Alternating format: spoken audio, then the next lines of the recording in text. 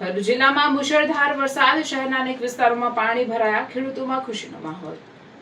ભરૂચ જિલ્લામાં મોડી રાતથી શરૂ થયેલો મુશળધાર વરસાદ સવાર સુધી યથાવત રહ્યો હતો। જિલ્લાના વિવિધ તાલુકાઓમાં સારો વરસાદ નોંધાતા જનજીવન પર તેની અસર જોવા મળી હતી। લાંબા સમય બાદ મેઘરાજાની ધમાકેદાર એન્ટ્રી થતાં વાતાવરણમાં ઠંડક પ્રસરી ગઈ હતી।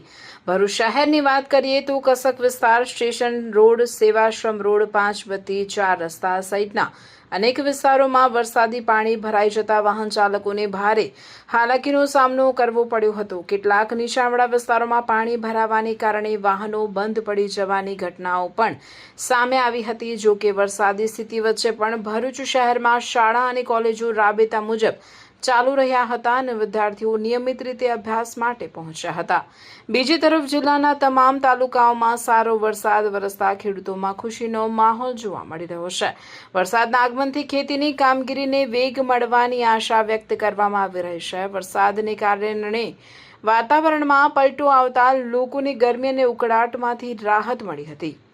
લાંબા સમય બાદ પડેલા વરસાદથી સમગ્ર જિલ્લામાં ઠંડક પ્રસરી જતા લોકોમાં આનંદની લાગણી જોવા મળી રહી છે।